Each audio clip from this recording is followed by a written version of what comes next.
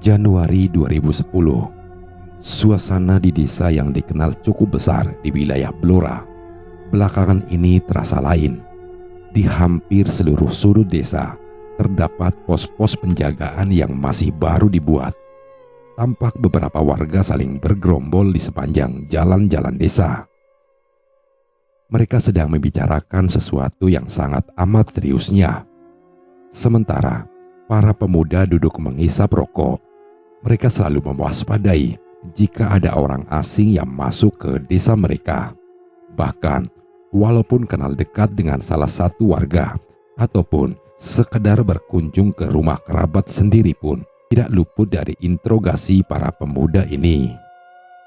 Mereka terlihat sangat berhati-hati sekali dalam menjaga desa.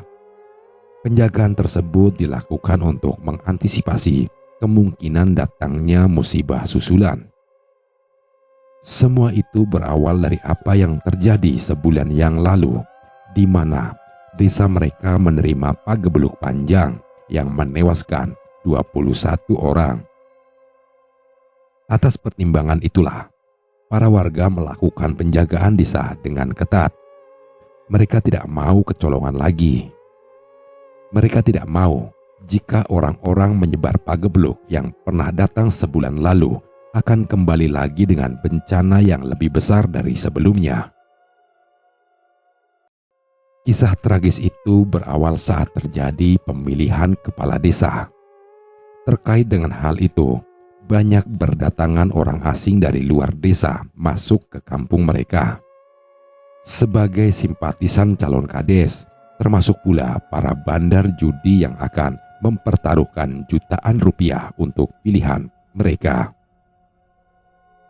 Pada saat itulah, hal tersebut dianggap wajar-wajar saja karena tidak hanya terjadi di desa mereka, melainkan hampir merata di desa lain yang melakukan pilkades, sehingga tidak ada satupun yang merasa curiga. Seandainya di antara mereka ada yang menyebar atau memasang tumbal yang berbahaya, pergerakan itu dianggap biasa saja. Sebenarnya sebelum dan pada saat pemilihan pilkades digelar, keadaan desa normal dan masih tenang, walaupun ada gesekan, paling-paling di antara para pendukung calon warga sendiri, tidak terpengaruh dengan bujuk rayu sahabat atau orang suruhan salah satu calon. Warga yang sudah cerdas memanfaatkan kesempatan tersebut dengan mengambil amplop yang diberi, namun pilihan mereka tetap dari hati nurani, yaitu memilih sosok yang dianggap paling berpengaruh dan mampu memimpin desa dengan bijak. Memang selama ini hal tersebut masih terjadi di setiap wilayah di pedesaan, di mana akan terjadi politik uang di masa-masa ada pemilihan pilkades. Bahkan terjadi pula pada masa pemilihan anggota dewan ataupun bupati. Di saat itulah, para warga merasakan ada pesta ketika pembagian uang dilaksanakan. Tidak jarang pula terjadi bom atau istilahnya serangan fajar, di mana ada pembagian uang ulang dalam nominal yang lebih besar. Dan itu dilakukan di waktu dini hari, di mana esoknya sudah terjadi pencoblosan. Bagi warga uang tersebut tidaklah haram, karena dianggap sebagai pengganti saat libur kerja. Demi melakukan pencoblosan, berapapun nominalnya tidaklah masalah. Di desa tersebut justru geger. Itu terjadi setelah usai pemilihan kepala desa. Yanto adalah warga yang menjadi saksi atas keganjilan yang terjadi di mana tempat setelah pesta demokrasi usai. Dia melihat dua orang melakukan sesuatu di sebuah tempat keramat di sisi desa. Yanto yang saat itu pulang selepas tengah malam karena usai menemani kerabatnya di rumah sakit. Saat itu sepeda motornya mendadak macet di tengah jalan. Berkali-kali di starter, namun motor tersebut tak kunjung menyala. Pada akhirnya dia menuntun motornya melintasi perbatasan desa. Di saat sampai di sisi tempat wingit yang dimaksud, samar-samar ia mendengar suara pelan orang membaca mantra. Yanto sempat merasa takut, namun pada akhirnya Dia memberanikan diri mengintip di lokasi tersebut. Yanto pun menyaksikan ada dua orang menyalakan dupa di sana dan dengan hikmat mereka melakukan sebuah ritual. Sekilas Yanto seperti mengenali salah satu di antara mereka. Menurutnya, orang tersebut adalah salah seorang calon kades yang tidak terpilih. Akan tetapi, Yanto tidak mau berburuk sangka. Yanto pun meninggalkan tempat tersebut dengan penuh tanda tanya, dan Yanto juga tidak menceritakan pada orang lain yang malam itu masih ramai saling bergerombol. Saat itu para warga menuntaskan kepuasan dengan amannya pelaksanaan pilkades dan atas terpilihnya kades yang baru tersebut. Keesokan harinya, para warga yang mulai kembali beraktivitas dikejutkan dengan menemukan banyak kembang telon di sepanjang jalan desa. Karena dianggap tidak mengganggu, maka kembang-kembang tersebut dibiarkan begitu saja, bahkan sampai mengering di depan rumah. Lain halnya dengan Yanto yang merasa ada keganjilan setelah apa yang ditemuinya semalam. Yanto mulai berpikir tidak baik, apalagi kembang-kembang tersebut berada di area para pendukung kades baru. Semoga dugaanku keliru, gumamnya dalam hati. Dan Yanto tetap menyembunyikan apa yang disaksikannya agar tidak terjadi fitnah dan gunjingan di antara warga tersebut. Seminggu kemudian, suasana desa menjadi sangat mencekam. Musibah yang datang secara tidak terduga membuat warga menjadi sangat was-was. Semua diawali dengan kemunculan serigala putih bermata merah menyala yang dengan lolongan mengerikan dan menakutkan mengitari desa mereka. Kemunculan binatang buas itu selalu diikuti oleh seorang laki-laki tua berambut putih panjang. Jenggotnya juga panjang sampai ke pusar. Pakaian yang digunakan adalah jubah berwarna hitam pekat. Hampir seluruh warga desa menyaksikan penampakan tersebut. Karena di awal kemunculannya, lolongan yang begitu panjang membuat mereka terpusat ke arah suara. Semua warga tidak berpikir jauh kalau serigala putih itu adalah pertanda keburukan. Namun, mereka tetap waspada jika terjadi sesuatu. Namun sayang sekali, kewaspadaan itu tidak dapat dijadikan tameng diri. Setelah sehari kemunculan serigala putih dan kakek tua itu, pagebluk mulai menimpa warga secara beruntun. Satu persatu warga mengalami demam yang hebat, termasuk BAB. Tubuh mereka kepanasan seperti terpanggang bara api, kemudian kejang-kejang. Meskipun penderitaan tersebut tidak berlangsung lama, namun selalu berakhir dengan kematian. Musibah gaib itu tidak hanya menyerang orang dewasa saja, bahkan anak-anak yang sudah akil balik pun menjadi korbannya. Kecemasan para warga memuncak ketika wabah tersebut semakin ganas. Dalam sehari terkadang lebih dari satu orang yang meninggal dunia. Pembicaraan tentang kades terpilih pun menjadi topik yang gencar diperbincangkan. Mereka beranggapan bahwa kades terpilih telah bersekutu dengan makhluk alam lain sehingga menjadikan tumbal para warganya. Hal itu dikarenakan hanya bisa mereka saja yang dilanda pagebluk, tapi di desa lain dalam keadaan aman-aman saja. Mendapat laporan tentang gunjingan para warga, kades terpilih mengundang para tokoh masyarakat untuk membahas pagebluk yang menimpa. Sang kades yang mendapat tudingan miring itu seakan tidak ingin jika fitnah terus menyebar, apalagi kerabat dan keluarganya juga mempertanyakan yang membuatnya semakin tersudut. Pada akhirnya, berbagai upaya spiritual pun dilaksanakan demi menyelamatkan jiwa warga. Namun tidaklah membuahkan hasil, meskipun beberapa orang pintar yang dianggap mampu sudah melakukan bermacam ritual. Kematian masih saja berlanjut, baik siang maupun malam hari. Tidak melibatkan para spiritual saja, beberapa ustadz juga melakukan acara istiqosyah bersama di lapangan desa. Tapi hal itu tetap saja tidak berpengaruh. Aku jelas-jelas melihatnya, Ki, ucap Yanto meyakinkan Ki Risman. Setelah melihat ketakutan warga yang berkepanjangan, akhirnya Yanto buka suara dan orang yang diberitahu adalah Ki Risman, seorang penganut kepercayaan Kejawen Tulen yang kini mulai mempelajari agama Islam. Beliau berniat menggabungkan dua paham dengan arah tujuan hidup yang lebih baik. Bagi Yanto, sosok Ki Risman adalah seorang berilmu yang layak menjadi panutan. Yanto yakin jika Ki Risman akan bertindak tanpa melibatkan orang lain dan tanpa sepengetahuan orang lain juga. Ki Risman sendiri mengakui kalau melakukan ritual secara pribadi, namun beliau tidak mampu menjangkau penyebab pagebluk tersebut, termasuk cara menghentikannya. Besok malam kita ke sana, ucap Ki Risman kepada Yanto. Malam berikutnya, sekitar pukul 10 malam, Yanto kembali mendatangi rumah Ki Risman.